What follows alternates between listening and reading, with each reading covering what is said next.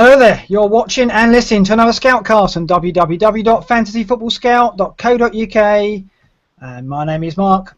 And my name's John T. My name's Andy. And Luke, on this table. Good evening, gentlemen. Hello. How you doing?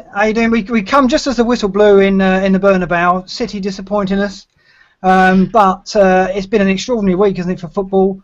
We've got to, at the start of the show, talk about Leicester winning the title, and incredible night, wasn't it, at Stamford Bridge? Were you all watching the game, John T? Were you watching the game? I was listening to it, actually, so I had all the tension there, and it was really exciting, especially because I just got Fabregas in, and I was just really worried that he was about to get sent off. That's right. Did you have Toby, Harry Kane and Fabregas in that? No, I just had Harry Kane and Fabregas. Harry Kane usually is immune to getting sending off in those things, but Fabregas was at the heart of things with a few choices. What's a bit like he still could be in trouble though, John T? No, he won't be. He won't be. Oh, is he all right? He got off. Yeah, he's all right now. Yeah, we've waited. Well, the FA delivered their judgment, which was today, and they basically thrown the book at Dembele for his alleged eye gouge on. I say alleged, but I have to say that alleged eye gouge on Costa, and also they're going to be doing kind of collectively. But it was just so much of a big handbag. Yeah, I was talking to a Spurs fan today, and he said it wasn't 2 fingers, it was only a thumb, and it was Diego Costa, so he should be able to get away with it because it was Costa. It should be fine. But I think there was talk early in the week. Basically, the Spurs and the Chelsea lobby were coming out saying, "Oh, Fabregas started it," and now it's all like, "Oh, Eric Dyer started it." So, who cares? And basically, the FA decided we don't care who started it. We're just going to find the lot of you and throw the book at Dembele, and all your new Fabregas owners can rest assured. Yeah, you got away with that. Extraordinary. I mean, incredible goal by Hazard, and Leicester win the title. Amazing. Andy, were you watching? I wasn't watching either. I was actually following it on Twitter and. Just watching everyone go on and on about like all the fights that were going on, a bit annoyed that I missed it in the end. It was just I saw some of the tackles afterwards. It was just crazy, but yeah, Leicester it's incredible, and I think we've seen it coming for a while. I think even up to the last few weeks, there's probably some people thinking they were going to bottle it, and they just never have. And what an achievement for them. Yeah, if anything, it was Spurs, wasn't it? They blew it with the letting Arsenal get that equaliser, and then the West Brom game and. They had opportunity. I mean, and to be honest, I do think Spurs were the better side, playing the better football towards the end of the season. It's just Leicester managed to get a formula for winning games. Luke, were you able to watch it on Monday night? Yeah, I was watching it. I thought it was embarrassing overall for the Premier League, wasn't it? All those fights was ridiculous. All those fights going on. But it was good to see Hazard back. He looked the part. So yeah, hopefully one for maybe coming up or even next season. But he looked really good, so I was happy with that. Yeah, more on Hazard later. We've got to start the show by saying congratulations to Leicester. Incredible. We're all happy about it, aren't we? I think I said at the start of the season, it must have been early in the season, I said, Ranieri, so impressive him. He came across really well, such a lovely guy, and obviously he came in for Pearson, very different kettle of fish. And the way Leicester started the season, we were talking about it all through the season about whether they could keep it up. Mahrez and Vardy, would they stay clear of injury? And to actually win it is got to be a good thing for the Premier League and for English football. And we must get Andy G on, John T, mustn't we, and talk about God knows what he was doing Monday night. I was on Twitter that night and I was following him. He was quite subdued. He did say that there were tears. It's just I think they knew it was coming. It was just when. What was interesting, I had a look at some of the stats about Leicester, kind of how they won it. And it's a real perfect storm, really. I mean, especially for fantasy managers, they were rotation-free, injury-free. They stuck to a plan for periods, so they went gung-ho, and then they went more defensive. So we could see that was happening. So suddenly we could buy in Leicester defenders. Then they went ultra-defensive. So suddenly some of us were like doubling up on Leicester. It was great. I mean, it's really handy for fantasy managers. We knew they were going to play as well, and they were slightly defying the odds as well. I mean, they had the clinical precision of Vardy and Mahrez, both riding high in those shots on target charts, and then they had the amazing display of Wes Morgan and Robert Huth, who were managing to get rid of anything that was coming at the goal and drawing errors from others. So they had the most penalties, 9 penalties. So drawing fouls, they 1 error all season so far, leading to a goal. So put it in perspective, Villa had 14, so they're pretty poor. Just once they slipped up basically, and that led to a goal.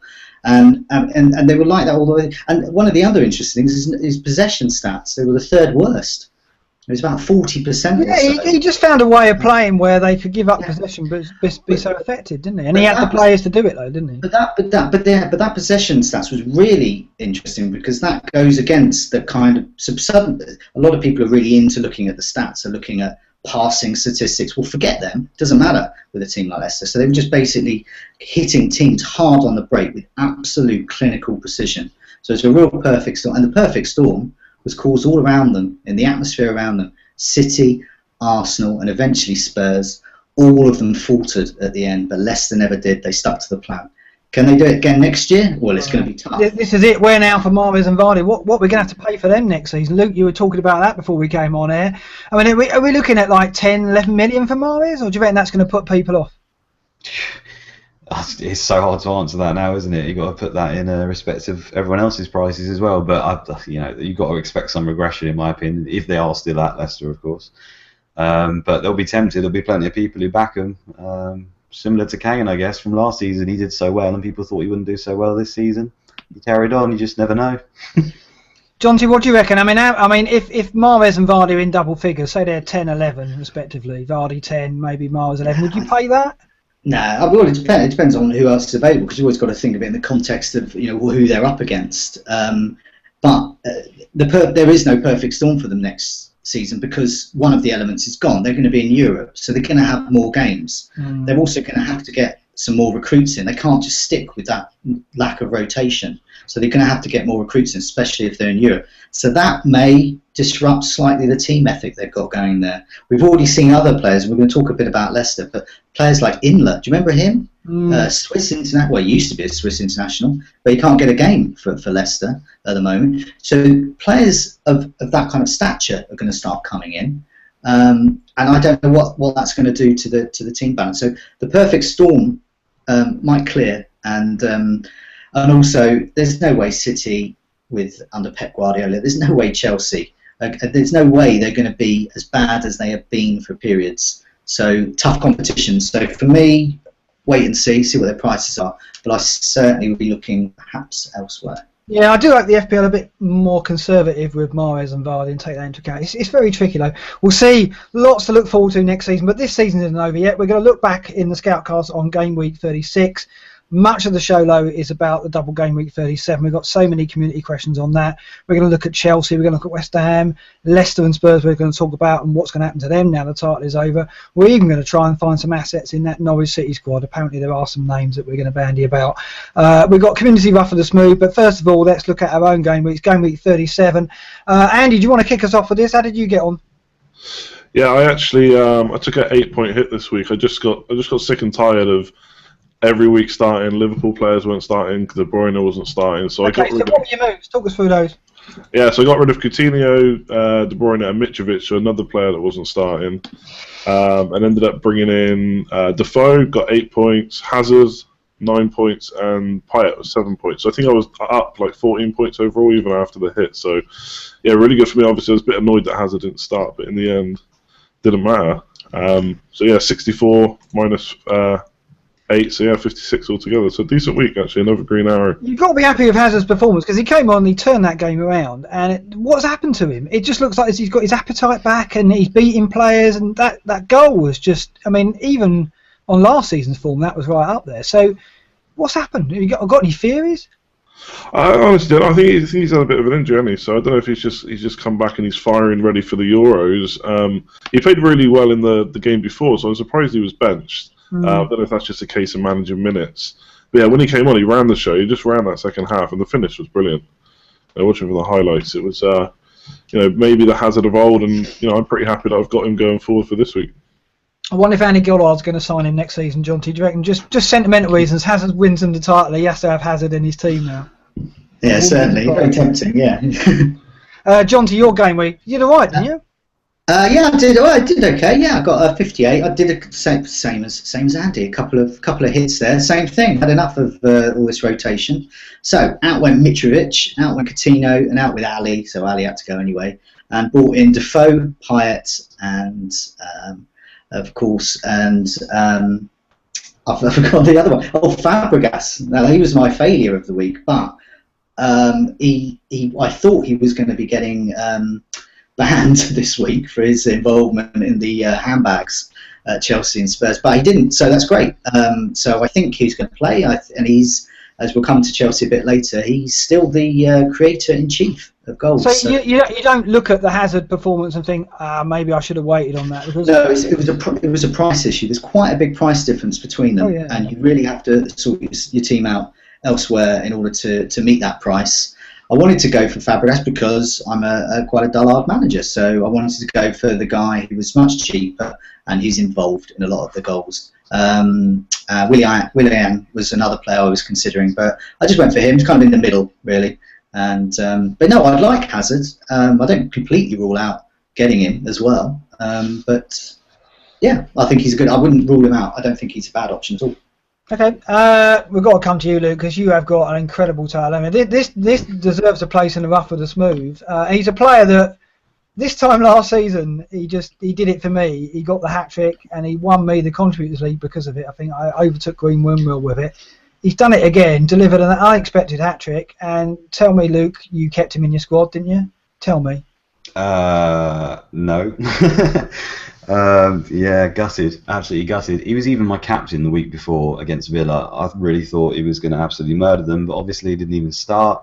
Luckily enough, he still got me a goal right towards the end. But we're talking about Sadio Mane, by the way. For those. Oh yeah, of course I should have mentioned that, shouldn't I? But yeah. You can't say his name now. You can't bring yourself to ask for his name. No, I'll always have a soft spot for him because he similar to you, he won me some Sky points with that hat trick as well. So I'll always have a soft spot for him. But yeah, taking him out. He was my captain last week against Villa. Obviously came on towards the end and got a goal, luckily. I swapped him for Sanchez the moment I can afford. The logic was there, though, wasn't it? Yeah, I mean, I couldn't risk it. He wasn't starting. Away to City, it's in a small game week where I may end up with 7-8 players. I just couldn't take that risk. Honestly, the truth is, people have seen I've been having fun with my captain for weeks now. He probably would have been my captain if I was sure he was going to start. But there we go. What can I say? Yeah, I mean, a hat-trick against City, no one really saw that because City's defence was doing well, even without company. And I had Otamendi coming off the bench, and I thought, well, I'll take that, to be honest, because I fancied them to get a clean sheet at Southampton, and they got absolutely wrecked there. Just didn't see it coming at all. But yeah, Mane, it's funny how Mane always does this. We did it at the tail end of last season, just absolutely exploded points. Because I remember, Jonty, you remember this, I held on to Mane for a long time, didn't I? He was doing nothing for me. And I always had another fire to put out in my team, and it was just luck that I held on to him. And he got me the hat-trick in the same way he's just done, well, not done for Luke, but could have done for Luke. It's just very odd the way he's the kind of player who just seems to be, maybe when the pressure's off, or maybe he's playing for new contracts or a summer move. He just seems to turn it on at the end, doesn't he? Yeah, I mean, he's that kind of player. It's probably why I avoid him, because he's not really reliable. But he's erratic, yeah. When he explodes, wow, does he go for it? But yes, it's his lack of starts the real worry. We don't know whether he's going to start any week. We don't know whether he's going to get a hat-trick any week. I mean, that's... Yeah, so... yeah, he's for the risk takers, but hats off to those who do it. And we'll come to that with some of our rough with the smooth tales as well. Mane features there. Yeah, he is the ultimate differential because when he turns it on, he delivers it big time. But it's just whether he's going to start and whether he produces. I mean, Tadic has been the man in form for Southampton, and he did well again. But yeah, Mane is just so explosive. So the game week in total, you end up with 52 points, Luke. So pretty average game week. Sky is going all right, is it? Are you quite happy with your Sky rank at the moment? Yeah, doing okay. Not as good as the previous 2 seasons, but in and around the top 1,000, so doing pretty well. Yeah, overall. Obviously, it's been a bit chaotic this season in general, hasn't it? So lessons learned for next one, I think. Yeah, no, fair enough. So my game week was okay. I didn't spend any points. I think I sat back and watched the others spend points. So I got Defoe in for my transfer, which went okay. Defoe in for Mitrovic, he got bonus, which isn't like Defoe, so he got me 8 points. So my tactic was to sit back and spend the points for game week 37, take the hits then. So I'm probably going to take a couple this week. More on that later. But I was quite happy. I'm up to 34k in the world, which threatens respectability. Jonty, you pushed up into the top 10k, didn't you, for a bit? I did for a bit, and I'm literally 1 point off. I had a look at someone in one of my leagues who's literally got 1 point less than me, and they are 9,700 and something. So obviously transfers come into it. I'm 10,100 and something. So one more point could tip me over. So I'm where I'd like to be. I'm thereabouts. So hopefully top 10k finish by the end. And Andy, you're in the top 100k now. Was you happy with that? You must be after. I mean, you've made a lot of progress in about 10 weeks, haven't you? Yeah, I'm 115k now. So if game week 37 is even a little bit like 34, then I should be good for 100k. I reckon.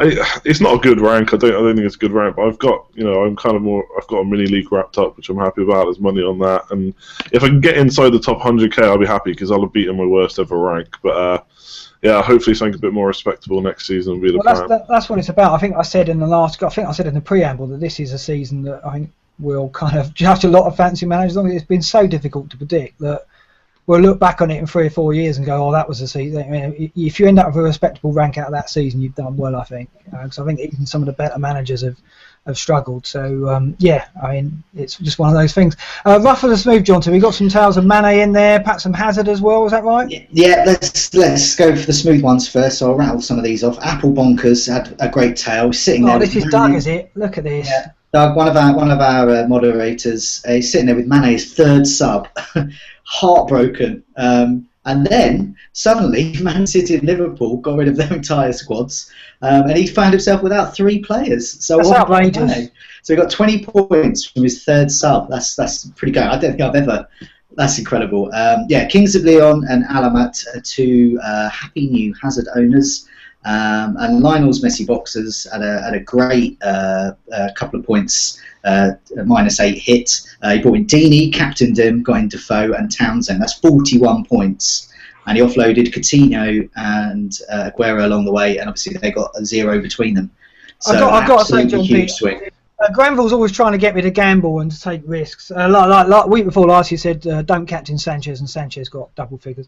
I didn't listen to him then. I saw him in the market before the weekend, and he said, "Oh, who are you going captain?" I said, "Well, I'm thinking I might have to do something really wild, like get Deeney in and captain him." And he said, "Oh yeah, do that." And I walked away thinking, no. If Granville agrees with me, perhaps it's a wrong move. I didn't do it. I captained him in Ultimate. Should have gone with Granville's advice that time, shouldn't I? But yeah, Deeney, Lionel's Messy Boxers, a great sign. There was a couple of people on the site saying, people who got Darlow's pen save and Deeney's late goals were lucky. I mean, the pen save and Darlow, we both benefited from that. Yeah, you can always say they're lucky, they're fortunate but then again, it was a good save. So and we played him over other keepers. I had De Gea on the bench, so I'd rather, I went for Darlow over him. But the Deeney goals, I don't see how that was lucky. If you brought Deeney in and you captained him for this game week, for the game week 36, I think that was a fantastic move. I mean, it's the whole playing Villa factor, isn't it? Yeah, it's happened every week. If you're playing Villa, captain that player, because if they're the most attacking player, they will score. Which is a bit of an interesting predicament, as we'll come to when we talk about the next double game week, because we start talking about our faith in single game weekers, and Newcastle are next up against Villa. So, well, I mean, there is a temptation to captain someone there, but we'll come to that a bit later. But there's some roughs here. Let's get some of these roughs out of the way. Asamoah Gyan Mulby, he went in with no goalkeepers, captain Sanchez, and he got an 8-point hit to bring in Cresswell. That's good. Fabregas, well, a bit of planning there. But he accidentally benched them. I don't know what he was playing at. As second and third subs. And Delaney's 2 points then came in for Aguero. Dead Star, he benched Darlow for De Gea. Yes. And Melanista, he spent 12 points. He spent 12 points to get rid of Mane, as well as Shane Long and a few others. And he captained Sturridge, who did nothing. So it just, when it goes wrong, all these show that when it goes wrong, it just keeps going wrong. It just never ends. Yeah. Yeah, I mean, to sell a player who gets a hat-trick, I mean, Luke did it as well. And to miss out on the Darlow points, that is unlucky, but I think you can not beat yourself up about that one. But when you're selling Long and Mane and they do so well, what was he doing with Long and Mane for starters? I mean, it's pretty good foresight to get, Long's been in good form, Mane's been sporadic, but yeah, I mean, yeah, it's going to hurt that. Okay, game week 37 then, it's a double game week. We had mixed experience with game week 34, we all played our bench boost, I'm right in saying. We've all got triple captain apart from you, Luke, is that right? Yeah, that's right. So we're looking at game week 37 with that triple captain in mind. A lot of people are as well. Some people have got bench boost. Some people who including Andy G, who played his triple captain in 34. So this is one last hurrah, isn't it, Jonty? This is one last opportunity to make a significant change in rank. Yeah, and one of the key questions that people are asking is, have we learned any lessons from Game Week 34? So, recap on Game 34 is loads and loads of double Game Week players did really, really well, but then so did some single Game Week players. So, essentially, this is single Game Weekers versus double Game Weekers. We also know there's going to be some rotation as well. And if Liverpool prevail against Villarreal, there's going to be even more rotations. So, Rhinos and Rusty BZ ask, are we going to learn any lessons and not ditch those single game weekers? Paolo Di Canio asks, is rotation going to be an issue again? And specifically, we've got quite a few asking about players to dump. Is Kane now ditchable? Particularly, now Dembele looks like he might be getting... there's that theory again. So before we come on, I've just got to talk about this theory because Paul at the website Fantasy Football Scout kindly helped out. I was trying to dig out my old Dembele list. Can't believe you're recruiting Paul to help you with your stats. I was trying to dig them out, and as if by magic, he just emailed them to me out of the blue. He said, "Oh, you might need these." And so here we go. I've got to stop encouraging you. No, well, these are, he knows his stuff. So Harry Kane has scored 1 goal in the 9 league matches that Dembele has failed to start this season. So of his 25 goals, 24 of them have come in the 27 appearances with Dembele in the starting lineup. There's your evidence. Basically, if Dembele's out, Kane may get a goal. If you're lucky, chances are he won't. Let's dump him. Well, the other thing is, of course, we saw Spurs almost combust on that pitch at Stamford Bridge when they realised it was slipping away. So they were home to Southampton. It's their last home game of the season. They want to go out on a positive note. Southampton, though, are absolutely blowing teams away at the moment. I think they're scoring goals for fun. So that's going to be a tough game. What state of mind are Tottenham going to be in? I mean, Pochettino's going to send them out there and want them to put on a positive performance because it's the last game in front of their fans. They've had a great season. I know Leicester won it, but Tottenham have impressed me. They've been a really fantastic side from back to front. Best attack, best defence. But, Andy, do you not think that Monday night and the impact of letting the title slip, and I do think that they had a chance and they let it slip, do you not think that's going to affect them from the last 2 games? Possibly. I mean, Leicester have been top for and they've been top for 3 months or something. So it's not like Spurs, necessarily let it slip. I mean, I think if it hadn't been Chelsea or Arsenal, then the game might have been a bit different because the Chelsea players were really winding them up. I saw Willian pointing to his Premier League winners badge on his shirt and stuff. Obviously a North London derby, so I think they were pretty wound up. Obviously Ali's out as well, so that's another thing to take into account. It's not just Dembele. I don't know about Kane really. I'm kind of on the fence. I think they are going to want to go out and play. Second place isn't wrapped up either yet. Pochettino is definitely going to want that to automatically qualify for the Champions League. So yeah, I think they'll go out. Obviously they want to win. I don't know. I don't think the Chelsea match would have affected them too much. Hopefully after this week they would have kind of got over it. It's lost now. Go out and play. Yeah, I don't know. I mean, with Dembele out as well, with Ali already suspended, you've got to. Dembele's not officially out, but it's likely to happen. He got charged with violent conduct today. Southampton are a decent side as well. Maybe it'll draw the sting out of Kane. Kane will be. I mean, the Golden Boot's a factor as well. He's 2 goals clear of Aguero. He'll want to win that Golden Boot, so he'll be going out for that. It's a difficult one. At the moment, I'm looking at Kane and going, he's probably the more vulnerable. I'm going to sell one of Kane or Aguero because I probably want to get Andy Carroll in. So one of those 2 is going to go. And right now, City lost tonight. City will field a strong team against Arsenal. I think Aguero will play the last 2 games now. He will certainly play against Arsenal. And although Kane's a certain starter, I just worry about how it's going to affect Spurs and what kind of performance they're going to put on against Southampton. And then on the final day they've got Newcastle away, and Newcastle will be fighting for their lives. So ordinarily you'd think Kane would be good for goals there. I mean, Luke, what's your view? Have you got Kane in all your teams? No, I've got him in Sky. I haven't got him in FPL. It's been covered there really well, I think, by you and Andy. Yeah, I mean, it's the Newcastle game, like you say, is the other thing to take into account, isn't it? I mean, if they're fighting for their lives, do they, the golden boots there, I suppose, he probably will start. We can't be 100% on that, I wouldn't say. Of the two, Aguero looks the better option to me, definitely, especially with them going out of the Champions League now.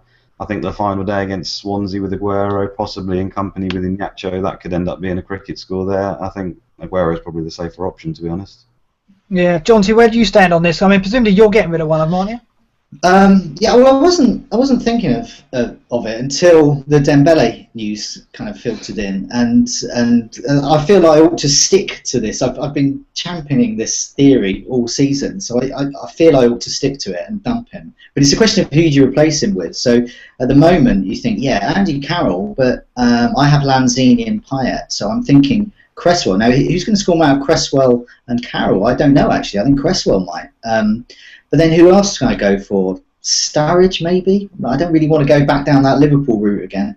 And then there's Deeney. I've already got Defoe. Deeney, possibly? I don't really fancy. So it's a question of if I can find someone good to replace him with, if I do go for Carroll, for example, then yeah, Kane's ditchable. But if not, I can bench him and then maybe play Sanchez this week against City. But I was actually thinking of dumping Sanchez for a week, maybe. Because I'd probably bench him anyway if I do get someone for Kane, and then get him back in again. I mean, I've done the same with Payet. I got rid of Payet, and I got Ali in, and then Ali got himself suspended. So I just thought, well, get Payet back in again. So I'm quite happy to do that. Yeah, Sanchez, of course, who's got Villa on the final day in what could be a bloodbath at the Emirates. But I mean, who knows? I mean, it's the final day is so difficult to call always. You look at those final day fixtures and go, You want to bank the home sides because they're playing in front of their own fans. It's the last day. They want to say goodbye in style. So you kind of think that, yes, City are going to Swansea, but Swansea aren't going to roll over in that game, and we don't know what kind of team Pellegrini is going to put out. So we can't count on Aguero in that match.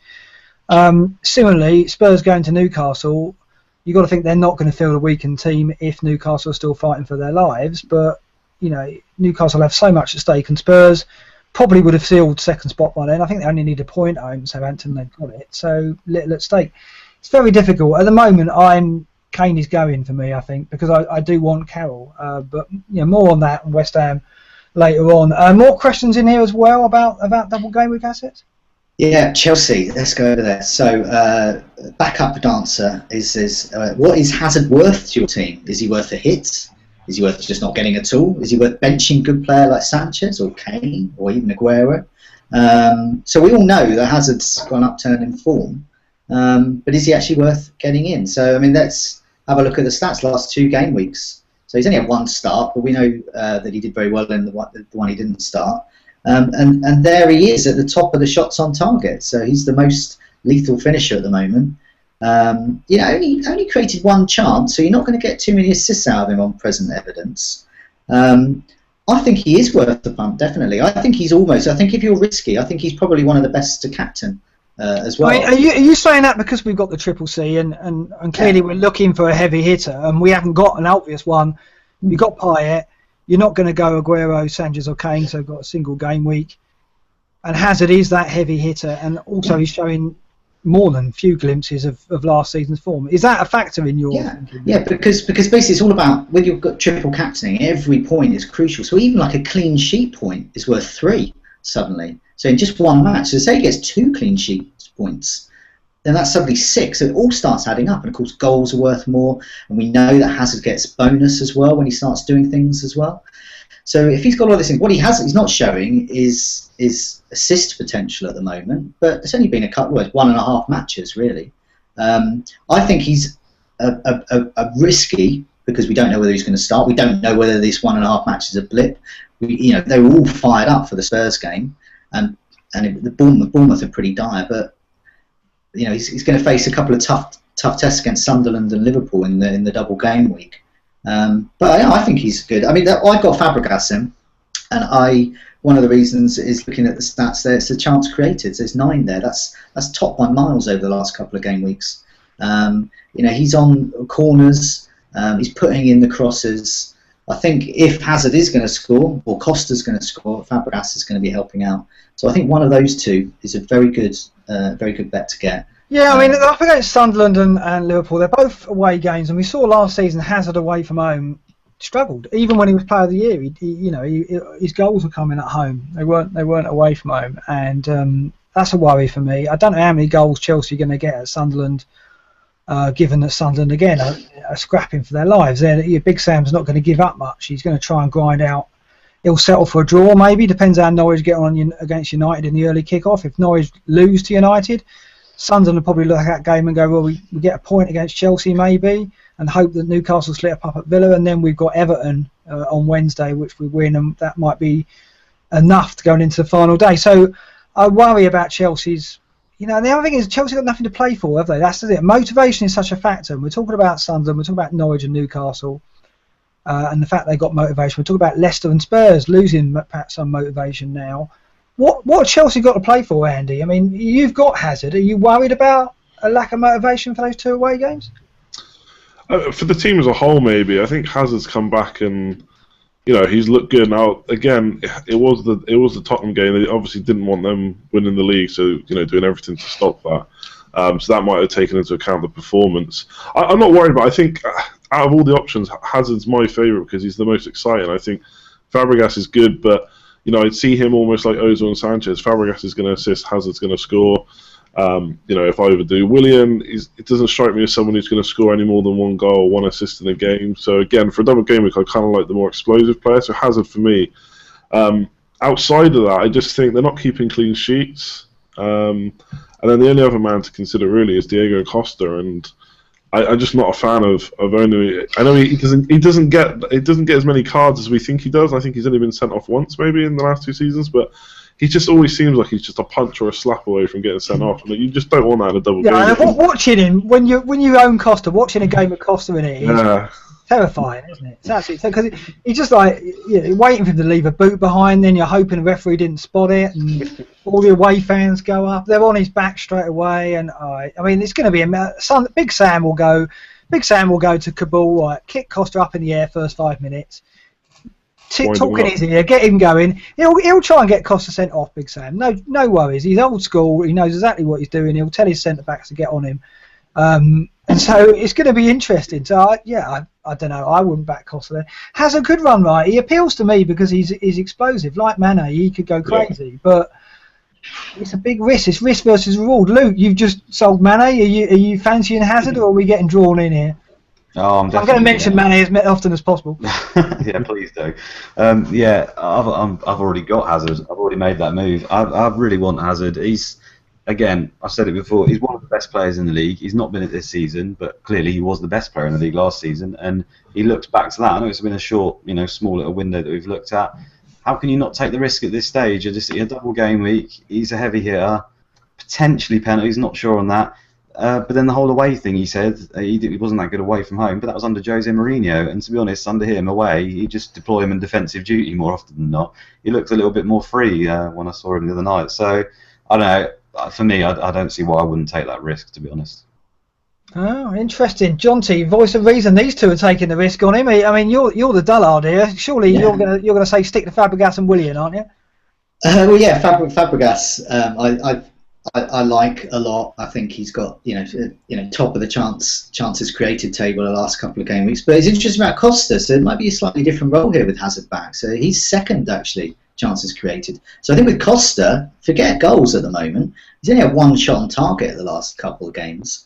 That's pretty poor for a striker of his cost. But perhaps Hazard's back. He's becoming the assister, the kind of big annoying bloke who lays on the ball for Hazard. So that could be the one. I mean, I don't completely rule out getting Hazard in, but it would mean ditching Sanchez, who then plays Villa.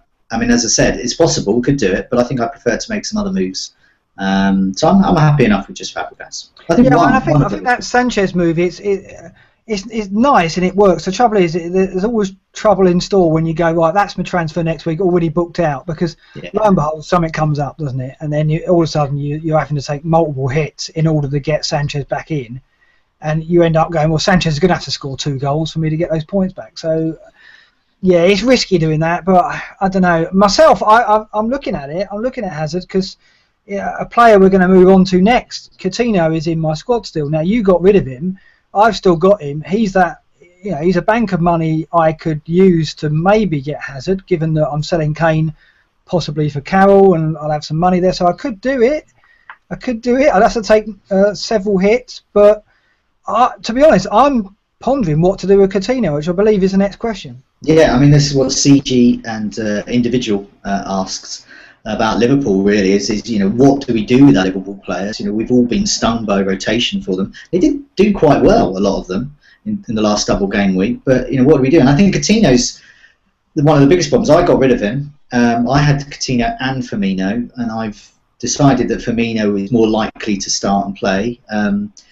But it all depends on the Villarreal. So, I mean, it's possible he might be he might be rotated again. So that could be a Hazard option there. I mean, there's a bit of a price difference, but I'm sure we can find a couple of million somewhere down the back of the sofa. So first and foremost, I mean, this will go out after the Villarreal game. Tomorrow night on Thursday night, so we'll know. I mean, people listening to this will know, but just on record, if they lose to Villarreal, are you expecting a stronger Liverpool side against Watford on Sunday? Yeah, because I mean, part of it was the last game was rest and rotation and preparation for the next game, but Firmino has already proved his fitness. He's happy to play him for 60, 70 minutes and then keep him there. And he speaks so highly of how important Firmino is to the whole balance of their side. He keeps saying this about balance. And I think he's a very important player. Look what happened when he didn't play last week against Swansea. I mean, they were all over the shop, Liverpool. But if they win against Villarreal, then the problem is that game week 38, there's going to be heavy rotation again. So I'm stuck with an expensive player there. I mean, perhaps that's an easy move for a Southampton midfielder then. So that's why I keep him. But I think Coutinho, he's expendable. We know that he can do well. If I had Coutinho, what I just did last week, I'd get rid. I did it last week. I would definitely advise you do the same. Yeah, I mean but that's the very reason I'm thinking of holding on to, because I think most people are getting rid, and if Villarreal beat them, there is a chance that Coutinho will start both games. I think he's going to start the Chelsea game, no doubt. They're going to put the strongest team out against Chelsea because it's Chelsea at Anfield and Liverpool fans will demand it. Against Watford, that'll be the weakened team, and normally if off the back of a Europa League game, he would play a second-string side, severely second-string side. He's been dropping Mignolet. But if they lost to Villarreal, I wonder whether he'd want to immediately follow that up with a win. He wouldn't want to take a chance of losing at home to Watford in front of the fans, having lost to Villarreal. So I think, that game's crucial really to our double game week. Luke, where do you stand on this? Have you still got Coutinho, haven't you? I've still got him, yeah. I think it's one of those classic cases of don't buy him but don't sell him. I mean, he's got 2 games there. Potentially he can play them both. There's the potential for it to really hurt you, isn't there, by taking him out. We can't bank on the Villarreal thing. To be honest, like I say, I'll probably just leave him in and hope for the best there. I mean, there's the other fact to consider as well is he did play that second string side against Swansea and they got absolutely decimated. Is he going to trust them again quite so much? Maybe, but I don't know. The fans weren't particularly happy with that. So I'm going to back him for at least one start, possibly some more minutes in the other one. So I'll probably be keeping him. Yeah, I think he'll definitely start the Chelsea game, and if they lose to Villarreal, I think he could end up playing maybe all 3. I mean, the West Brom game, you're right, John, to the end of the season, if they're in the Europa League final, I think we're going to see heavy rotation there. Andy, have you got any Liverpool assets left, or did you clear them out? I've got Milner left. He's the only one now. Well, have a dependable Milner, you'll be fine. Exactly. I just figured that if anyone's going to start all the games, then it's possibly going to be him. Same as Johnny, I got rid of Coutinho last year. I just got sick of him not starting, and going into game week 37, I bought in Payet and Hazard, so I'm happy enough with that move. If he starts, he starts. But you're right. He's going to start the Chelsea game. Klopp's going to want to win that. Is he going to be so bothered about Watford, who are safe? So it's a nothing game really. I'm not so sure. Like you say, a lot rests on tomorrow. If they lose, if Villarreal, if Liverpool win, then I think just get rid. I think he's not going to play against Watford and Chelsea. There's just no reason for that. So yeah, I think if Liverpool win, then I'd probably get rid straight away. If they lose, then I can see an argument for keeping them, but it depends who you haven't got, I suppose. Like I'd rather have Hazard and Payet than Coutinho. But if you can get them anyway, then why not keep? He did well in one game last time, 8 points, so in the double game week. Yeah, no, fair enough. And John T, you still got Sacco in there. You're just going to leave that and get 11 out. Yeah, I'm going to move him. Just one of the things I did, I was sorting out my midfield and attack a bit last week, and I wanted to focus on the defence, and that's still my focus. I want to have all four. Defence is great in double game weeks. They just rack up those points, and really unusual sources of points. And we saw with Gomez as well, as the goalkeeper, getting 21 points in the last one. Valencia at Man United, 20 points, totally under the radar. Everyone seems to have missed him. So there's lots of options there, and I want them. So yeah, Sacco's going to go. We'll come to defenders later, so I'll explain who I'd like to come in his place. But yeah, he's got to go because he's banned for. Oh yeah, he's gone for the season. It's just whether how many points you're going to spend, isn't it? Because I did look at your defence, and yeah, you're going to have to do a bit of surgery there. That's going to be your focus clearly. But we'll talk about that when we get to the question. West Ham's up next, is it not, Jonty? Yeah, Irish Madrista and the Red Devil. Which three to go for? So there's the assumption that we should actually have three, and this is because their fixtures are so good. A couple of home games, Swansea and Man U. And Sejurgen, I think I pronounced that right, is Noble, the preferred midfield option alongside Payet. So he hasn't gone as far as say instead of, but alongside. Yeah, it's not just a double game week. They've got Stoke for final day as well, who are just very obliging at the moment, aren't they? So yeah, and they've got the form. They've got the form. And you've mentioned already, Mark, that you're interested in Andy Carroll. I don't blame you. Having a look at the last 4 game weeks, there he is, 15 shots inside the box, half of it, more than half on target.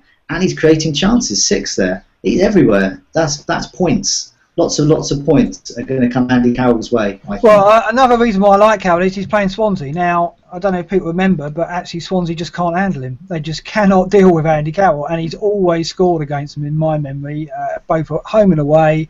I think, and we saw Swansea at Leicester trying to deal with cross balls, and they got taken apart, lost 4-0. So you're up against Andy Carroll, who's the best header of the ball probably in Europe, and Dimitri Payet, who can deliver a cross ball probably better than anyone in Europe, maybe. I just think if you've got Payet and Carroll, you've got a chance of mopping up there. So that, for me, means those two are booked in. Whether I get Payet, I don't know, but Carroll, for me, is a triple C candidate because he's got United after that. You know, United, if they lose at Norwich, they've got to win at Norwich to have any chance of catching City for the top 4 place. If they lose that game, which they could do, Norwich are motivated, then they go to West Ham. Obviously, they're scrapping for Europa League places then. But I think Carroll will play that game as well, and he can do it against anybody, can't he? I mean, he's just one of those players who's effective. And Payet, they've got a player who can find him. So, yeah, for me, those two. Where you go from there, Jonty, you're looking at Cresswell, aren't you? Yeah, well, I mean, I've already got Payet. I've got Lanzini. Now, I wouldn't actually recommend Lanzini right now. He's not really creating. He's creating okay. It's okay for his price. He's not too bad, but he's not. He's not as good as prospect as Payet. Payet's put in 46 crosses. I'm just looking over the last 4 game weeks. 13 chances created. He takes corners left and right and free kicks. He takes a lot. Yeah, 18 corners. I mean, this guy's an assist machine. He's got a couple. Over the last few game weeks, but yeah, him and Andy Carroll, I think, are the 2 best. And yeah, I would say Cresswell is the next best. Whether I get him or not, it depends on whether I get Andy Carroll. But yeah, definitely. So Cresswell's up there as well. 5 chances created. He's putting in the crosses as well. 11 there over the last 4 game weeks. Yeah, I think he's great as well, and Noble as well. I think Noble is a good option because he's really boring, and that's exactly the kind of player I like. He's not creating a huge amount of chances. He's not shooting that many shots inside the box, but they're all on target. A lot on target, you see. So he's doing well there, and he's on pointers. And I think a penalty taker for an attacking side in a double game week, you can't go wrong with that. So I would put him probably just below Cresswell, but it's a very good option. But this is it, though. It's about the West Ham spots, and I think we were saying before we came on air, John T, myself, and Andy, we all own Lanzini, don't we? And Andy, we were saying actually, looking at it, we wish we could get clear Lanzini out now because there are 3 better names, aren't there? Yeah, if I had another wild card, there's no way Lanzini would be in my team. I got him in 34 off the back of a couple of goals, hoping that he'd get something, and he hasn't delivered anything since. So yeah, he definitely wouldn't be in my team. I think we'd all say the same. It's going to be Cresswell, Payet, and Carroll probably. I think Reed's another good option at the back. I think he's more likely to get bonus than Cresswell. But in a double game week, I'd always pick the defender who's got a better chance for goals and assists. So yeah, Cresswell for me. Andy Carroll, yeah, he probably will play too. I don't know if I'm going to get him in. I'll have to wait and see. It's basically Carroll versus Cresswell for me. But yeah, there's definitely some good options there with 2 home games. Yeah, there is a perfect storm here because we need Norwich to beat United in the opening game on Saturday, and then obviously West Ham to beat Swansea, which I think they're going to do, and then we need Arsenal to go to the Etihad and beat City. If that's the case, if West Ham beat United, they can go into the final game week in 4th place in a Champions League spot. So if those results go the way, suddenly Andy Carroll will play against Man United and West Ham will be going for the win against United. No doubt about it. He'll play his strongest team, and they're fully motivated to get that top 4 spot before the final game. Whether they'll hold it, they're going to Stoke, and City will be going to. They got Swansea. So, yeah, I mean it's crazy, but that's the way it could go. So we need Norwich to beat United, I think, and that it's almost like a domino effect of this game week could work out for us. Luke, are you buying into this Andy Carroll madness, or are you kind of resisting that? Well, listening to you and Jonty there, it does sound like a good option, doesn't it? It's incredible that Payet has managed to avoid so many big hauls in big wins, considering those stats, isn't it? Surely he's got to come good at some point. This looks primed. I know he's been consistently ticking over, but he has really avoided them, hasn't he? In like 4-0s and things like that, he's somehow managed to dodge a lot of points. I really. Do we see Payet as a because it's interesting because we're looking at Payet and I'm looking at Payet and Carroll as triple C candidates. And I can easily see Payet coming out with a couple of assists over the 2 games. But he's not going to get a hat-trick, is he? Whereas Carroll could, and he did against Arsenal. So that's the difference, isn't it? I do think Payet is a regular deliverer of points consistently. I think he's got 7 returns in the last 10. Whereas Carroll has got that ability to... He could get 3 or 4 goals over this game week. That's the difference. And that's where, for me, like you say, Luke, although Payet's got the stats, he hasn't yet delivered the equivalent of a hat-trick. He hasn't delivered a couple of assists and a goal with maximum bonus and all that, enough for us to put the captaincy on him and think he is going to be the top scorer. So at the moment you've got Payet in, I presume, in all your teams, is that right? I know he's effective in Sky, isn't he? Yeah, he is, and he's really cheap in Sky. Yeah, I've got him in all my teams. I didn't actually have him in FPL for a large part of the first part of the season, which obviously hurt me quite a lot.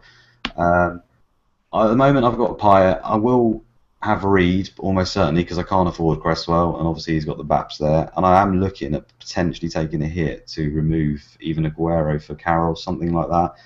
Something I'll have to judge a bit closer. I do also like the Noble option because at the end of the day he's producing. I think sometimes you just got to look at it and break it down to the simplest terms. If he's scoring goals, he's in form, he's surely a good option. Yeah, okay. I mean, John Tier, is the Triple C going to be on a West Ham player for you?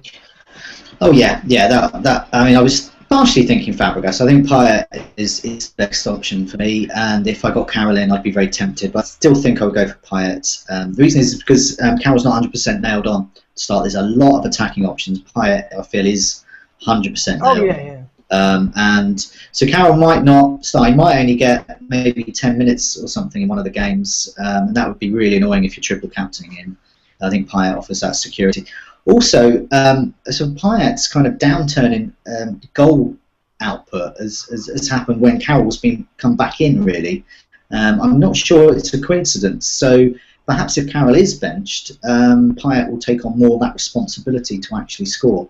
We all know, we've just reeled off the stats for his assist potential. So I feel I'm getting, if I did get Carroll and triple captain Payet, I think I'm getting a very nice, secure, steady stream of points there.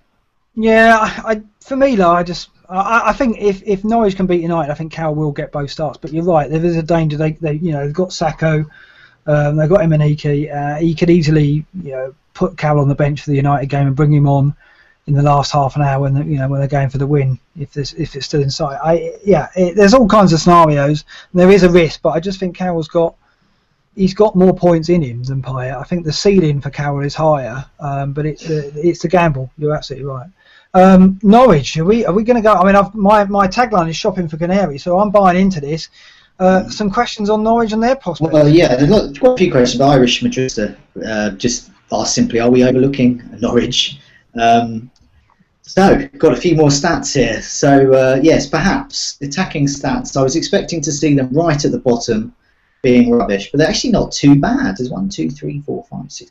So, in terms of goal attempts, last 4 matches, they're 7th. So, it's not too bad. That's not too bad.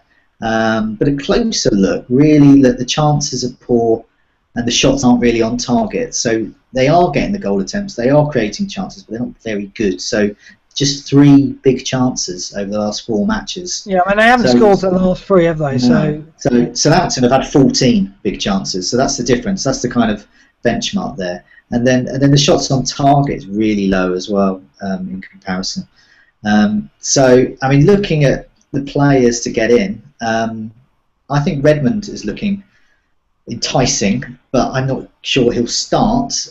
He finally has started. He's had 1 start in the last 4 game weeks. I think that also includes a blank though. That's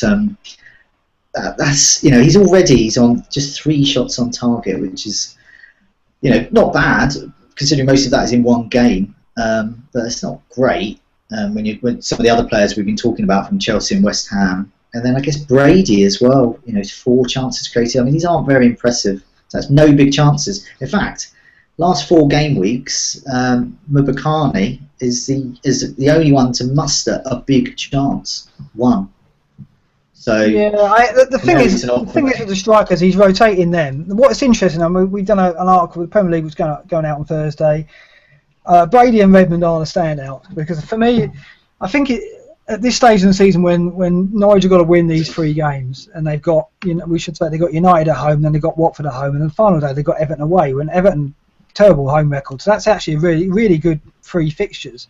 They've got every chance to save themselves, Norwich, but of Newcastle, Sunderland and Norwich, they're the ones who haven't found form. They've got 3 games without a goal, as you said. You've got to play Redmond because he's the top scorer. He's got 5 goals, which puts him level with Jerome, I think, and McCartney as their top scorer. That goal threat from out wide is going to be essential. They can't draw games; they've got to win them. So I think Redmond will play. He was playing regularly, and then he got an injury against City, and then he didn't get back in the team. I think mainly because I think Alex Neil looked at it and thought, we've got to shore it up at the back and try and grind out draws and 1-0 wins. It didn't work. Now it's all about, well, we've got to score goals. And he played Houlihan and Redmond. He hadn't played Houlihan for 12 matches, and he brought him back in. I think that showed that he's realised now they've got to go for it. We can't go down, trying to play conservatively. He's got to go on the attack again. So I think Redmond will play, and I think he is a good option. And the other side, Brady, the reason why he's important to them is because of his delivery. And I think set pieces could be key because they're always a good source for goals. And Brady delivers. He takes a lot of the corners. He takes the free kicks. He's got a direct free kick on him as well. And he's had more goal attempts than any other player in that Norwich team this season. So he's created more chances than any other player, and he's had more goal attempts. So Brady and Redmond, 2 players. I think that if you want to gamble, and midfield is the place to do it normally rather than up front. One of those 2 could be an option. I'm looking at one of those 2 just for something different, because they can replace Iwobi or maybe Coutinho and get them free up some cash for me. So I think there is some options there just because of the fixtures and the motivation behind the situation they're in. Andy, are you tempted, and do you buy into any theories behind that? I don't think I'm tempted at all, to be honest. I think they just take up a spot that I'd rather use with someone else in midfield and attack. I think maybe overselling the Man United game as well. I don't see many goals from there. They might need to win. I don't think that necessarily means they will. I watched the Arsenal game when they played, and they weren't really that attacking. They almost parked the bus for most of the game. Considering they need wins right now, it wasn't quite what I was expecting. Obviously, Arsenal are a good team, so they don't want to, open the floodgates. But yeah, I just like you say they're nice for something different. But I wouldn't replace. I don't think any of my attackers for him. If Closer was fit, then I'd look at him in defence. He seemed to do really well when he was fit. But otherwise, I might look at someone like Martin. But I don't see me having any Norwich players this week. As much as they need to win, I'm just not sure they're going to. Yeah, I mean, Russell Martin for me as well. He's going to be my fancy Alan Risley. I'll put that out there. But because I think set plays, he's always popping up on them, and I do think the Man United game's not going to be many goals in there. I think that could easily be a 0-0 or 1-0 Norwich, and then they got Watford, which could be a clean sheet again. And then Everton final day, anything could happen. That game, Everton, is so hard to call. So I think there's some prospects of defensive returns. I do think they're going to have to go for it. So I'd like to think, in front of their own fans, those 2 games, knowing they've got to win to save themselves, they'll produce something. They have played some good football this season. It's just, I don't know, they've just never managed to pull themselves clear. Luke, you're not convinced, I take it? Not really. I'd like to be. I mean, we've seen it before, haven't we? Leicester teams in a double game week can come up trumps. It's happened numerous times in the past. It wouldn't surprise me if it happens again. We just don't know. Like you say, 1 minute we think they could be parking the bus, then they have to go for it. The whole closer thing, the fact that he's out, I don't think they can defend without him. So I'd be more inclined to think they'd go for goals. The issue is their strikers are absolutely rubbish. So you're literally relying on, like you say, Redmond or Brady to do something magical for them. It could well happen, but I think I've got bigger fish to fry personally. But if I was on a wild card, I'd probably have one, to be honest. Yeah, that's it, John, isn't it? Because we've seen before, had we got a wild card, we take a gamble on them because we know double game weeks have this knack of bringing that type of player out.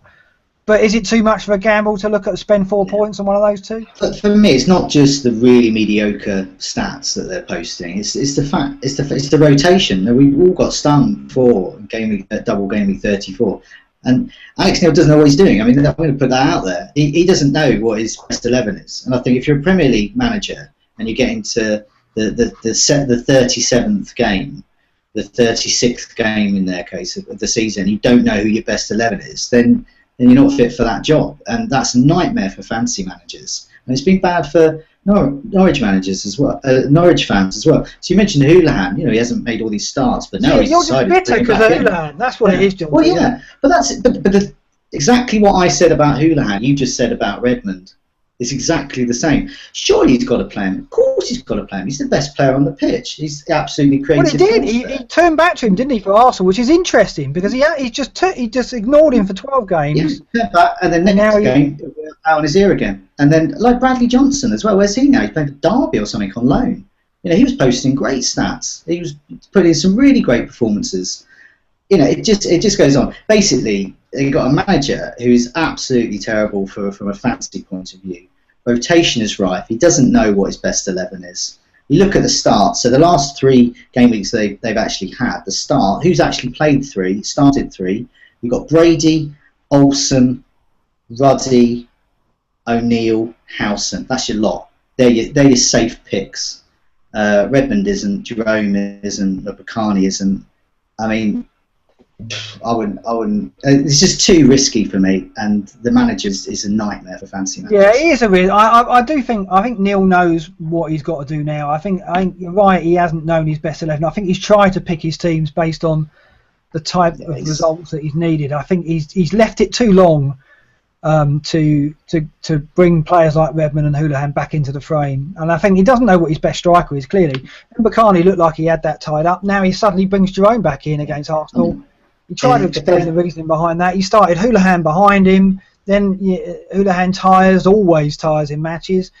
It's difficult, but I don't know. I just got an inkling that one of Redmond and Brady will deliver double figures over this week. I think they're going to get a win out of Watford or Man United. I think they're going to get 4 points, and then they've got Everton final day. And I think if they've got to win that, they could get a couple of goals there. So I think there is promise there, but it's for people like me who just want to take a risk and go out with something different. But if you're sitting in the top 10k, you're not going to look at Norwich. You're going to trying to consolidate and just play it safe with players like Hazard, maybe if that's going to be the scale of the risk, because they're more explosive. Brady's not going to get you a hat trick. Hazard and Carroll could, so why would you spend 4 points on him? Fair enough. Let's move on to Leicester. I think it is, John T, the champions. Can't believe I'm saying that. Well, yeah. I mean, this is exciting. So, but perhaps less exciting is the fact that we've now got some Leicester players, and we don't know what they're going to do, whether they're actually going to play. Now they've won it. So, Rhinos and Sam UFC, ask us how will Leicester set up in game week 37 and 38. Well, I did a bit of digging about what happened with Chelsea last season. So Chelsea secured the title with 3 matches to go. So they had Chelsea against Liverpool, that was a draw, and then they had West Brom, which they lost, and then the final day was Sunderland. Yes, I think this is a good example of what's going to happen, because suddenly things like sentiment come into play. Suddenly things like giving fringe players the opportunity to play. So with Chelsea last year, suddenly Loftus-Cheek was getting his first full debut. Zuma was starting. Cuadrado as well was coming on. Remember him? Yeah, vaguely. Aka got, and then the final there. This is a really telling one. Drogba got chosen over Costa because it was going to be his final game. So it's a final home game victory against Sunderland. I think he scored as well. So So there we go. So having a look this season. So who's going to be coming in? Well, yeah, I think Vardy will play because he's coming back and he's going for the Golden Boot. But I think you're going to start seeing perhaps Schwarzer. I think you've got Schmeichel, watch out. I think you're obviously going to see King in because Drinkwater's suspended. But I think you're going to start seeing players like Inler come in. Remember him? Now, he was a Swiss midfielder, lost his place because he came to Leicester thinking he was going to be the new Cambiasso. And he's just become nothing. He's just sitting on the bench. But Ranieri, this is a quote from him this week. He is one of the first players on the training ground in the morning, and he works so hard. He's lost his place with Switzerland, but he's ready to play at Euro 2016.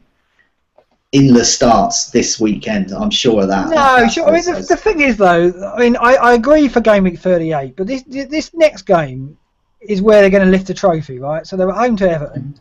There's nothing at stake. But surely he's going to play his best 11 for that game, because I think Mahrez and Vardy will both be taken off on the hour mark if the game's won, because he'll want to get them a standing ovation. And that's fair enough. They're not going to play 90 minutes, but I do think he'll play his strongest 11. Mind you, he's lost some of his strongest 11, hasn't he? But that's what I was going to say. He hasn't got his strongest. So Drinkwater's not there. That's why I think. And Huth as well, probably gone as well. Yeah, and Huth is probably gone. So you've got to start getting players like Gray, Chilwell. Who are these people? Well, you're going to be seeing them in game week 37, I think. So you look at their FA Cup. When they lost against Spurs. The other thing to notice is that Leicester's second string side is actually a bit pants because they lost in the FA Cup when they put them out. So your likes of Chilwell and when Inler played there, so Inler in that losing game against the final game against Tottenham in the FA Cup, I think you're going to see Dyer come in as well. Definitely Gray. I think Gray's one for the future. I think you might even get a couple of starts out of him. I've got Simpson at the moment. I'm not convinced he's going to start. I hope he does. What, on Saturday against Everton? You really think it's going to go that far? I think, and also Ranieri has joked about being a tinker man, and maybe I'll change. If we win, maybe the next game I'll change the whole squad. I think basically what we can get from this is that we don't know, and if we don't know, that's a nightmare for fantasy managers. Because what we want is certainty.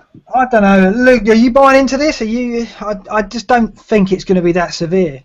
I don't know. I think like you, I think Mahrez and Vardy will play. Like you say, standing ovations. N'Golo Kante, I think, as well. He's been one of the stars.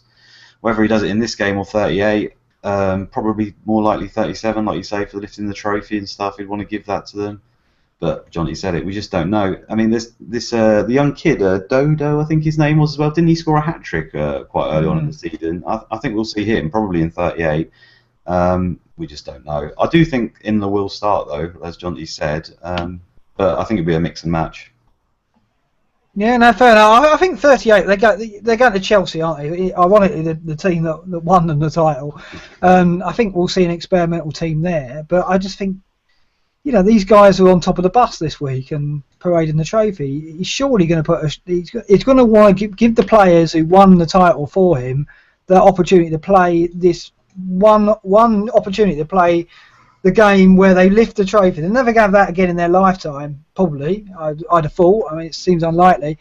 And the fans will want to see their strongest team. So I think he's going to try and put out a strong 11, surely. You're not considering Vardy though. Jamie Vardy's actually had a party now, so how are they going to be after that?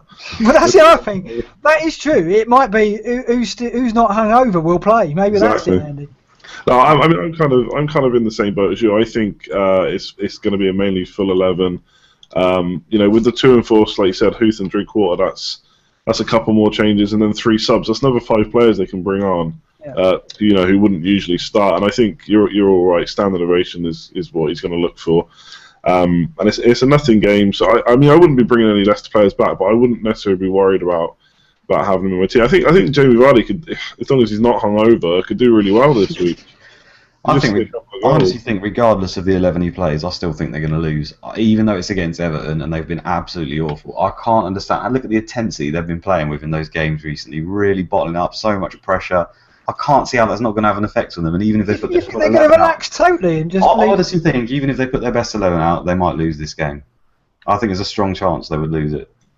Blimey. Everton are awful though. Everton are terrible. Yeah, they are missing Drinkwater and Hoof probably, so they're missing a spine of the team, so that will impact on them. I'll give you Samo to laugh at me next Scoutcast. Then. Well, I don't know. It's just hard to tell, isn't it? You just don't know how Ranieri's going to be thinking about it. Either way, they're all going to get to go around the pitch with the trophy, whether they play or not. So, yes, it's a tough one. Yeah, maybe they're going to be thinking about it. I don't know how it's going to go. I think, yeah, if you've got Leicester players, you probably are selling. Mahrez is tempted to hold on to. Vardy, I guess, is as well. Vardy's going to go for most people, isn't he, if he's not gone already? Most have sold him on because of the suspension, so Vardy's not a factor. It's Mahrez that people are going to have in their squad still. And he'll be, like Kane, be a single game week player that you're thinking of getting rid of for different reasons. They're going to be in a different mood come Saturday. It's difficult. I don't buy into Jonty's theory that we're going to see a full chain or likes of Inler playing or Simpson being dropped. I think he'll keep the backbone there, but I think 38, all bets are off for that. God, who knows what we're going to get for that game, because there's nothing at stake. Chelsea, it's going to be it's going to be a testimonial game, that one, isn't it, Jonty? Yeah, I think so. I mean, I'm talking collectively about the remaining fixtures, and I think there is an element of standing ovation. They could indeed. They might even bring Mahrez on. But I mean, I'm thinking of things like, he says Schwarzer there sitting on the bench, as a backup goalie. I'm convinced he's going to get a game. There's going to be a bit of sentiment there. And the likes of Gray as well, the young, kind of the future of Leicester as well, I think are going to get games. And the thing I brought up Inler is because, Ranieri was specifically talking about it. It's just something that came out. It's like suddenly bigging up Inler. So perhaps they're looking. I presume they're looking to sell him on, and so shop window time. Well, he wants to get him in the Euros, doesn't he? Well, he obviously feels a little bit. Drinkwater and Kanté have sewn it up. Inler didn't get a look in. Inler may well play at Chelsea. I mean, there's a chance of that, but you've got to think that King will come in for Drinkwater this weekend. I don't know. We'll see. It's going to be really interesting to see how Tottenham and Leicester do. I think if you're holding 3 or 4 players in those teams, you're going to be worried because you can't predict it. Yeah, on paper you're thinking that Tottenham are going to be affected and demoralised, and you're thinking Leicester are going to be on a high. The other theory that with Leicester is Ranieri's been keeping his attackers disciplined and shackled. He's been winning games 1-0. He's not going to care now. They might explode goals against Everton. They could win. They could do what they did against Swansea, but in a very different way. They could just, Mahrez and Vardy could go to town with no worries about defending. It could be a 4-3 win or something like that. It could be. Who knows? Who knows what we're going to get? It's hard to predict what Leicester are going to do. It's been hard to predict that they were going to win the title. So it's still no different now, even with 2 games to go on and the trophy sealed. It's difficult. So anyway, it's going to be a great day at the King Power. Let's see if anyone gets any fancy points out of it. Let's try and predict the game week then, not just the Leicester game, but all of it. Let's do the weekend preview, Jonty. Well, yeah, I mean, we'll go for our Fantasy Island risks first, I think. Because we had a bit of debate about this before we came on air. So I'll go with my one first, because no one else picked him because he's so boring. Willian, I've gone for. He's your, if you can't afford Hazard and then you can't afford Fabregas, go for him, because he's on my goals imminent table. And we had Defoe and even Jordan Ayew leap off that last week. So Willian's there, 10 goal attempts, 8 shots inside the box over the last 4 matches, a couple on target. So if he can sharpen his shooting a little bit, I think he's a good option. Yeah, fair enough. I mean, that he is the dullest of the Chelsea options, isn't he? Because you just think that he's been their best player all season. But if you were signing the Chelsea player now, you'd ignore Oscar, but you'd be going Hazard, Fabregas, or Costa, I guess. But yeah, it would be just like Willian to deliver a free kick or 2, wouldn't it, at the last final game and see. And as I say, that Leicester game as well. What's going to happen on that final day, nobody knows. So, Chelsea have been a team that's run right on the final day before, so could happen again. Andy, your fancy on risk? Yeah, someone actually mentioned a few weeks ago about maybe getting for game week 37. A little bit of bias creeping in and a reverse out of position player. So I'm going to go for Rooney, double game week player. I know he's playing in midfield now, but I just got a feeling, a very biased feeling, that he's going to potentially nick a goal. And if he gets one, then we all know sometimes he goes on little bursts. So maybe we get a goal in each game. It's a bit of a risk, but well, he's playing to get an England squad, isn't he? Exactly, yeah. No, he's going to be in that, isn't he? But yeah, he should be. He should be in it. You think the captain's going to start? of course, yeah. I'm yeah, joking, exactly. but he will want to find some form. I mean, where do you stand? No one's mentioned Rashford and Martial for the double game week. Do you think United are just going to fizzle out over these last 3 games, or do you think that Van Gaal's going to get them playing? I mean, the cup final's obviously on their mind. Is that a factor? Yeah, I think that is probably the main factor for why maybe people aren't going for him. But the thing is, we've actually been playing a bit better recently, attacking wise, but we're still not scoring. You know, we just don't look like we're going to put 3 or 4 goals in a match, like consistently or anything. So, yeah, Rashford and Martial, they look like they're going to keep starting. I mean, Rashford, if you need an enabler, he's still less than 5 million. I think could be a good option. It's just that worry about whether he rests one of them in, or either both of them over the course of 2 games with the FA Cup. But 4th spot's still on, so I don't see why. I don't see wholesale changes, I would say. It just depends which other double game week player you want really up front, I suppose. Luke, where do you stand? Rooney, have you got your own fancy island risk? Yeah, fancy island risk is going to be my guy who's destroyed me, Sadio Mane. I don't know whether he is a risk off the back of a hat-trick, but then given the nature of who he is, he may not even play next week. So, yeah, his stats are unreal. I know he's only got 1 game, and he's playing Spurs, but we don't really know what Spurs are going to be like. I just think they're so good at the moment, Southampton. They do go on these streaks where Tadic and Mane, and they've been really good to us as a fantasy team in terms of their streaks. Sometimes they'll go on a clean sheet streak. Sometimes Pele will be brilliant for the first half of the season. Then they'll have a streak of absolutely nothing for ages. And Mane, I just think, at the moment, given his incredible stats, he could, again, score a lot of goals. Of course, he could end up with 1 point or being sent off, but there we go. Yeah, and he's got Palace the final down. We expect Palace are going to put out a weakened team. I know, Jonty, you're looking at getting a Southampton player for that game, aren't you? Yeah, I've been considering it. It all depends, where the other priorities lie if I get loads of injuries. But yeah, Tadic is the one I'm looking at. Part of it is like sentimental reasons. He was instrumental in that great game week 8 of a couple of seasons ago. Absolutely huge point score, 23, 20, I can't even remember, lost count. And he's been really posting some great results. Loads of assists there. So yeah, him or Mane, I like the look of. I think that would be my kind of. I always like to do a bit of a game week 38 kind of. I mean, it's not really a punt really against a Palace kind of second strings side and Southampton on form, but he's going to have a player that I haven't had this season, so I think I'll be interested in him. Yeah, I'm going to go Russell Martin and Norwich. I spoke about it earlier. I think that there's going to get a clean sheet in one of those 2 games for Norwich, and I think set pieces could come into it as well. I think I like Brady's delivery, and Martin cops up for goal now and again. He's going to play because Wisdom's out for the season, so he'll either play centre back or he'll play right back, and he's the club skipper. He'll want to lead by example, so I'll go with him. I like Brady and Redmond, and also Andros Townsend. I'm sitting pretty on him because he's got Villa away. What a signing that was for me. I took a gamble on him for the double game, but he's a gift that goes on giving for me, Jonty. I mean, it's just been. That one's worked out for me. That's one of my smartest moves this year. And I think out of that Newcastle team against Villa, do you see this theory continuing? Do you think Newcastle will get 2 or 3? Completely. I think. I mean, Villa are absolutely terrible, and it's happened week in, week out. Anyone who plays them is going to get a high score, and they're form players. Townsend's their form player. You play him, you'll do well. Even Mitrovic with his 10-minute cameo could get a couple of goals out of this one. Cisse as well. God, I mean, any of them could score. Target Villa. Yeah. No, it's worked out every week, hasn't it? Okay, let's do clean sheets quickly. Andy, we'll start with you. You pick a clean sheet. There's got to be plenty in there, surely. I think West Ham will probably get one against Swansea. That'll be my bet. I know we're all looking at possibly getting Cresswell or Reading, so yeah, I think if they're going to get one in the double game, it's going to be that one. Yeah, West Ham for me.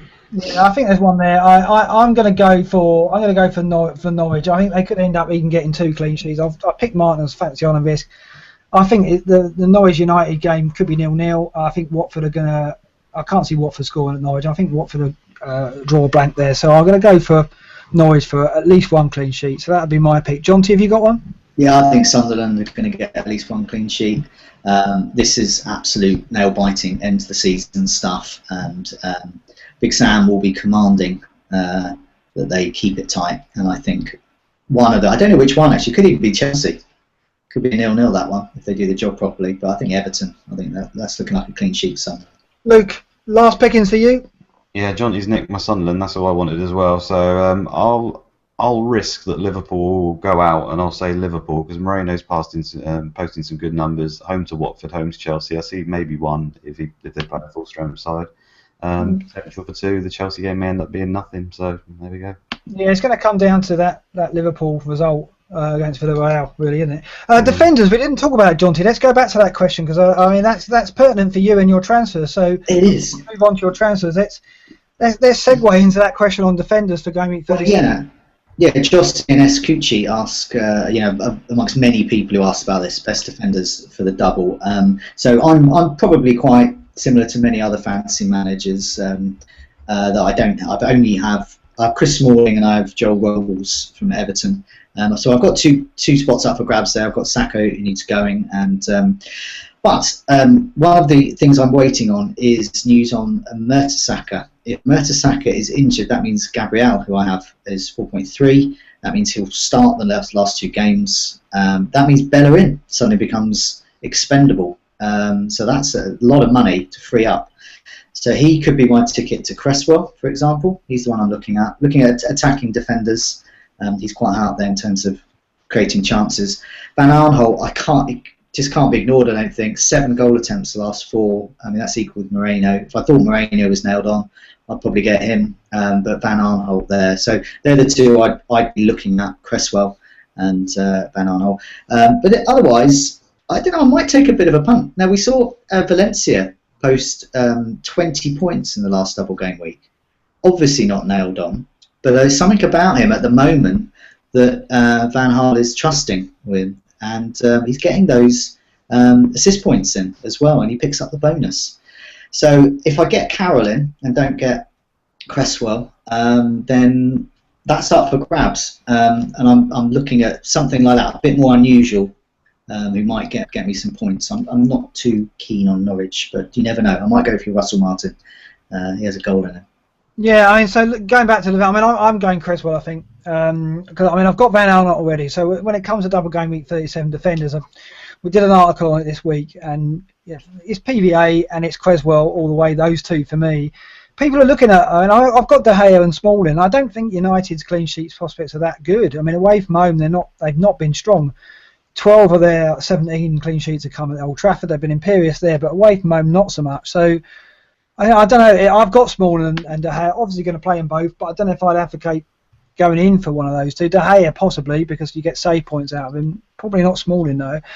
I would look at a Norwich defender if you've got PVA and if you've got Cresswell. I would say a Norwich defender would be my third choice. And I said Russell Martin, maybe Martin Olsen, who's a player that Andy brought up earlier because he's got that attacking. He's got assists and goals in him maybe from left wing working in tandem with Brady. So yeah, I think there's some good options in defence, but it's mainly you're looking at the likes of Cresswell and PVA because they've got potential attacking points. Ivanovic back at right back could be an option now, but Chelsea 2 away fixtures, I just don't see it. Andy, what's your transfers going to be? Yeah, I need to bring defenders in. I'm actually going back to look at Moreno because I'm not sure. I think Smith got sent off, so he's not going to play, and Flanagan seems to have fallen out of favour. So if Moreno plays the next game, he's probably going to play Chelsea as well. So I'm actually looking at him considering I missed him last time around. And then yeah, same really. Van Aanholt will probably be my other one, and I'm probably gonna take 8 or 12 point hit this week. So I might get rid of. People saying, what have you learned from the last game week? I learned I got 169 points. So I want to do the same again. So yeah, 8 or 12 point hit. I'm probably going to get rid of Kane, but I cannot decide who for. I just kind of want rid of him for a double game week player, but I don't really know who for. Maybe Carroll, but then I'd have to get rid of Lanzini because I also want Cresswell. So yeah, 8, 12 point hit, PVA, Moreno, 2 others, and then captain wise, I don't really want to captain anyone this week. It's Triple C, Andy. Come on, where's it going? I know. It's on Hazard right now, but don't know if that'll stay. But I really wanted Sturridge, but he's a no-go area, I think. Even if they go out, will he play both games? Probably not. So, yeah, it's on Hazard right now, and I don't currently have a better option, I don't think. Jonty, you didn't say how many points you're spending. You're going to go 8? You're not going to go 12, surely? No, I'll probably go 8. I'll definitely go 4. As I said, I'm waiting on news of whether Bellerin can be dumped, in which case I might just get 2 defenders in and keep Kane. And I might shift Kane out, depending on how much money I've got. I don't think I can afford Sturridge. Yeah, I don't know. I might go 8, not more than that. But as Andy said, what did we learn from the last game week? Well, yeah, 170 points. That's what I learned from my 8-point hit. So hits in double game weeks, I'm not afraid to use them at all. And Triple C on Payet at the moment. On Payet at the moment, if I had Hazard, which I don't, I would, but I don't plan to get him in. I think he's a great option for people. Payet currently, I'd consider possibly Andy Carroll, but I think Payet, yeah, I have to go with the safest option, I think. Yeah, Luke, over to you. Transfers and captain. You haven't got your Triple C, so not a big decision there, I suppose. But transfers, Are you spending points as well? Not sure. I'm definitely doing a -4, possibly a -8. I'm going to play my AOA chip and just go all out attack. Oh, you're still sitting on that, are you? Okay. Yeah. It's served. It's not really any sort of time in the season when I could have used it, to be honest. Yeah, I think it's going to be Ozil and Rose are going to go out. I'm not sure if Rose is injured. Plus, I don't know whether he'll even play that game, to be honest. Ozil, obviously away to Man City, single game week, not interested there. So Hazard's going to come in for him. I can't afford Cresswell, so it'll be Reed probably in for Rose. Playing AOA, which will result in just King, Sanchez and Aguero are my 3 single game week players. Quite happy with King at home to West Brom. He's been doing pretty well. Obviously, Sanchez and Aguero can always post big numbers. So my only other decision really is whether to take Aguero out for a hit, which could easily backfire, but possibly for Carroll. That's something I'll consider. At the moment, captain will be Hazard. Right, okay. Over here, I'm probably going to spend 4, may go to 8. I don't know, I haven't decided yet. Kane's going for Carroll, and Cresswell's coming in for Otamendi for me, and I'll end up playing. I've got to play Townsend, and I'm probably going to play Aguero against Arsenal. So I'll have 9 double game weekers and Townsend and Aguero, which ain't bad. Should be good. Captain-wise, Carroll, Defoe, one of those 2 possibly. I'm not going to get Payet. I'm not going to do it. I'm going to keep faith in Lanzini. I hope he does it, and I hope that's my differential. Yeah, I don't know. It's going to be interesting. Interesting times. I mean, everything could change in the next 2 game weeks at the top of mini leagues and the top of the FPL ranks. I don't think we're going to get a game week like game week 34 in terms of the scores. But people out there have got their bench boosts, haven't they, Jonty? So we could all slip down in ranks as a result of that. Yeah, it could be. Well, basically, we've got a bench boost. We think is going to be, if it works, it's going to be worth around 20. So somewhere around that. And I think with the triple captaincy, I think you're very lucky to get an extra 20 out of that. I mean, I'd be happy with an extra 15. I think, yeah. I mean, it's possible, but I think there's so many different types of players. We've already mentioned them, and there's people who've learned from. So there'll be lots of people avoiding Liverpool players. What will probably happen? The Liverpool players will post enormous scores, and those that have been sitting on there, are going to rack up your 160, 170 point scores. I think there's going to be much more divergence of scores. I think there's going to be people, huge gaps. I think this is going to be a real decider for mini leagues between those that play it dull and take risks. But hopefully those that combine those 2 things will prevail. That's always the best thing. Well, we'll see how we go. We'll be back next week for the final Scoutcast of the season. We're calling our game week 37 and hopefully totting up 3-figure scores. That could be optimistic. We'll see. Thanks so much for joining us tonight, Andy, and to yourself, Luke, and Jonty for the community questions. Thanks so much to the listener, and we'll see you next week. It's a good night for me. Good night from me. Good night from me. Good night. Good night, all.